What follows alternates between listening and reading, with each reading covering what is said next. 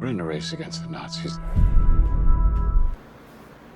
In 1913, Swiss psychoanalyst Carl Jung revolutionized the way we think about psychology, possibly forever, with his brilliant psychological types.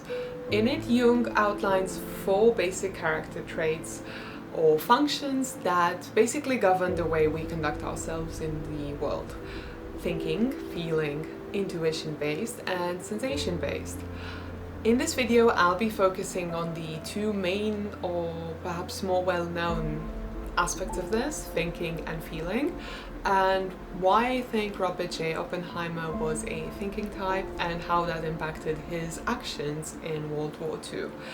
Just a quick note, this video contains some minor spoilers for Christopher Nolan's Oppenheimer, so if you haven't seen that movie and are looking to do it, please click off now and come back later. For the rest of you, let's get started. We all have thoughts every single day, so what exactly sets apart a thinking type from everyone else? It's not that the thinking types tend to think more or that much different from everyone else, but rather it's about how they perceive the world. Whereas all the other character functions, the emotional, the sensation, and even the intuition-led are very emotion-heavy, they tend to sense what's happening. The thinker does not. The thinker knows what's happening. He conceptualizes. Instead of going by gut or heart, he goes by a previously assimilated concept, and that drastically impacts his view of the world. The thinkers are thought to be more detached, more solution-oriented, more analytical, and Robert Oppenheimer is a definite thinker. He is a loner. He is someone who observes the world around him almost to the point of obsession. He is someone who likes to be prepared and likes to have a solution for every problem. And that's, I think, taking him to a fault. This can be seen in a scene fairly early into the movie where Oppenheimer comes home excited and to tell his wife Kitty Oppenheimer about the progress at his work. But there he finds Kitty exhausted by having to deal with their newborn child. Oppenheimer, who is a solution-oriented person, immediately knows what to do. He sees the child as a problem, and so he swiftly decides to remove that problem. He visits his friend, the American novelist Hakoon. I'm hoping I'm not butchering that. Hakoon Chevalier, and asks him to take the child for a while so that his wife can focus, so that Oppenheimer can focus. In this scene, I think it's actually very telling of his character, because here he is choosing his peace and his space to think over his own child. He's choosing the reason over the emotion, and in a sense he is choosing death over life, because Oppenheimer's research, as we all know, is going to take him down a path of destruction that he can't avoid or stop once it's started. And rather than being with his child and witnessing the development of his firstborn son, Oppenheimer chooses that in the blink of an eye, without second thought. Are we saying there's a chance that when we push that button, we destroy the world?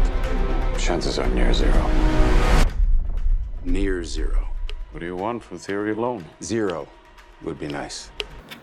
It is a testament both to the extraordinary acting and to Christopher Nolan's directorial genius that Oppenheimer manages to toe the line between blame and sympathy. You know he's wrong, because I think that's why he cast Cillian Murphy, because he's such a great actor. We are so used to watching him be a bad guy that we sympathize with on Peaky Blinders, and basically that role has many similarities with Robert Oppenheimer, because he is this guy who knows he's doing wrong but pursues it anyway, and you love him even though you yourself know he's doing wrong.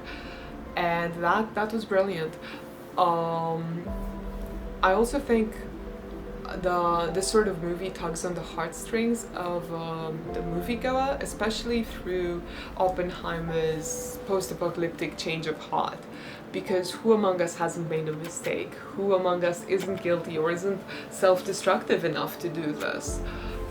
Well, maybe not this, but anyway, I read somewhere that Robert Downey Jr. said that this movie reattests his belief that all men are destructive and that the world would be better off in the hands of women. I didn't like Oppenheimer. I was repulsed by his character, but that wasn't the idea I walked away with. Rather, it reinforced my own opinion that we are not all Oppenheimer, we are not all Hitler. I'm sure that plenty of men and women walked out of that theater knowing that they would have gone for zero and no less, that they wouldn't have taken the chance of destroying the entire fucking human world for scientific discovery, because that's essentially what Oppenheimer, from Oppenheimer's perspective, is doing. It's not at no point in the movie is it suggested that Oppenheimer is doing this to stop the Nazis, to commiserate with his Jewish brothers, or that it's in any way tied to the war effort at all. It's clear that for Oppenheimer, what's exciting is the perspective, it's the possibility, the concept. That's what's exciting for him, not the end of the world. So he doesn't even have that excuse. Rather than using this men versus women distinction, which I think is very outdated, divisive discourse that has no place in the 21st century, I think it's a battle between the thinkers and the feelers and should be viewed as such. And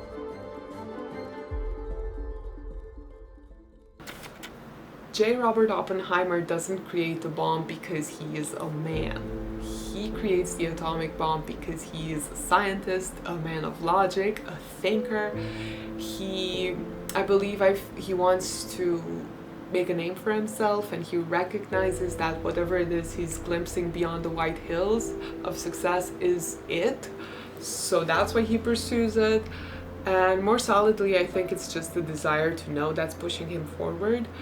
As a thinking type, he is so turned on by this curiosity of what might happen if he did this, that it supersedes any concept of the harm he might do. Because that's just the thing, an emotional type, if Oppenheimer had been an emotional type, presumably he wouldn't have been Oppenheimer, first of all.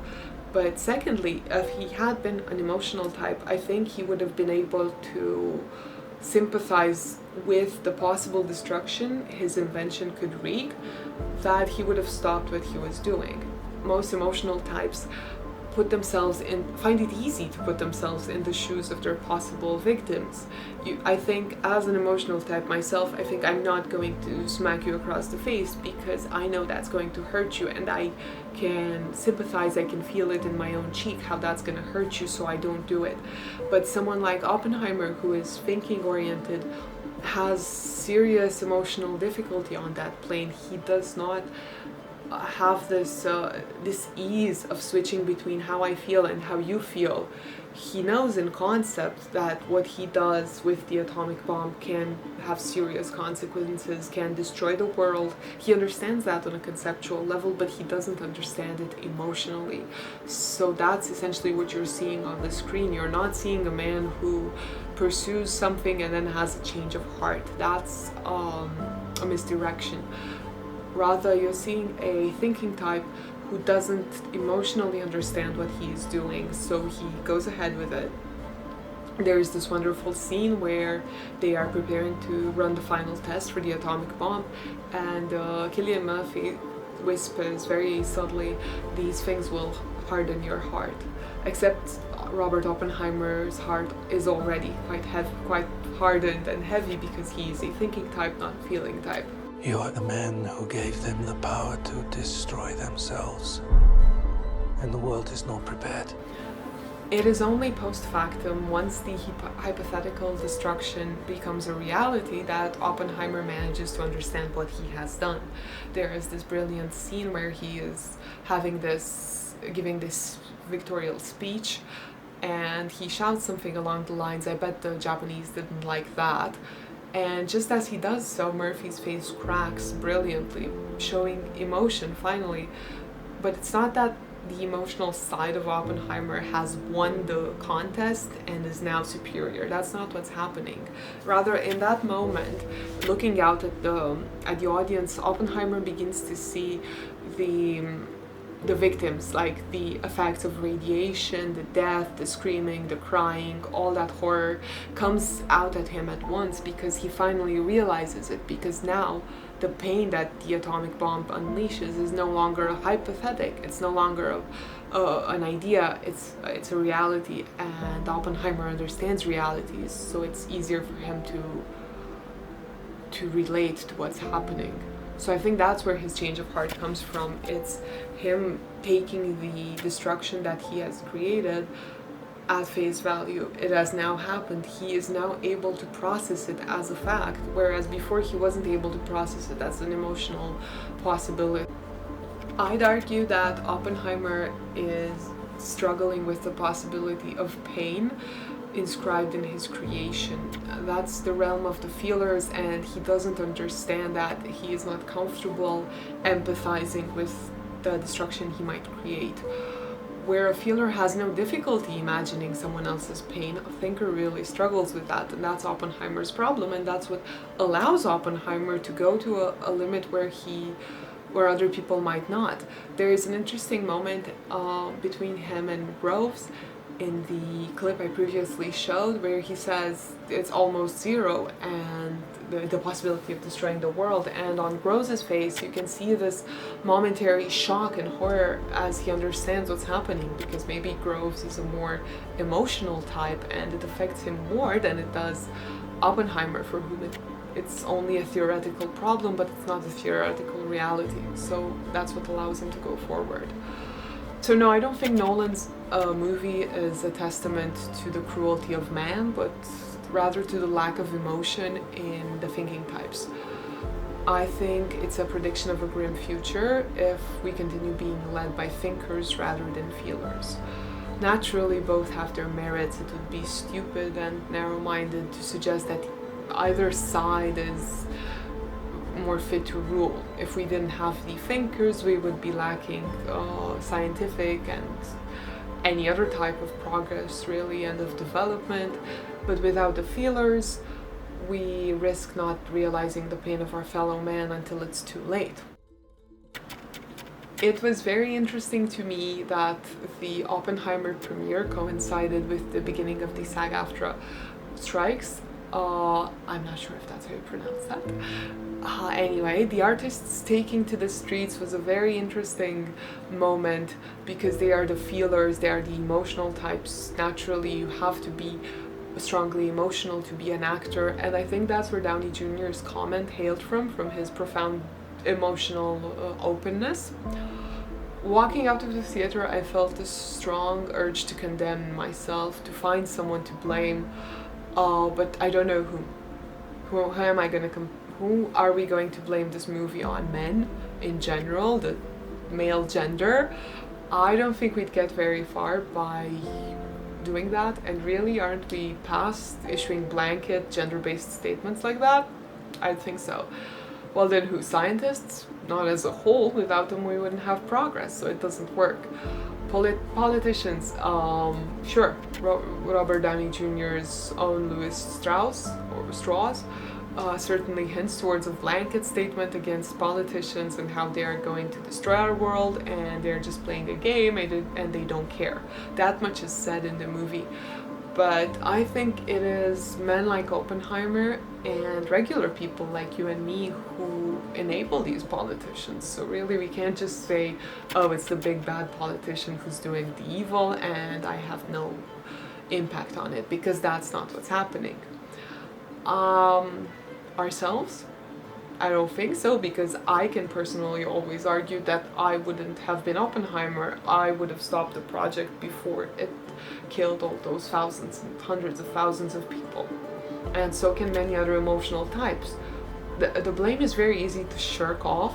So maybe instead of a pointed finger, we manage to walk out of the theater with a lesson, a reminder that feelers like myself can do better, we can do more, we can be more involved, because by nature it is the thinkers who will lead the group, because they are more solution oriented, they are more ready for this kind of thing by default, and it is the emotional side who is less ready. And so we've created this sort of symbiotism. You lead and I'll follow, I'll be the heart, you be the brains, it's that sort of thing. So maybe we need to move away from that. Maybe it's time that we brought more emotion and more heart where the brain already is, because if we had a fairer balance of that, the Second World War wouldn't have happened, the Cold War wouldn't have happened, and the current war wouldn't have happened, because we are out of balance. And to me, ultimately, that was what Oppenheimer was saying. It's not that men or that scientists or that Americans or that Germans or that whoever are the destroyer of worlds. It's the fact that we can't work together, I think. Put simply, Oppenheimer curdles the blood, but both because of what has been done, but also of what stands yet to be done if we don't manage to find that balance between us and learn from our past. So yeah, it's a very emotion-filled movie. I highly suggest going to see it because it is a phenomenal acting, directing. It's just stunning, everything, the light. I'm not gonna blabber on. So yeah, go see it. If you enjoyed this small intrusion into the movie, please drop a comment, a like, maybe even a subscribe, and I will see you some other time.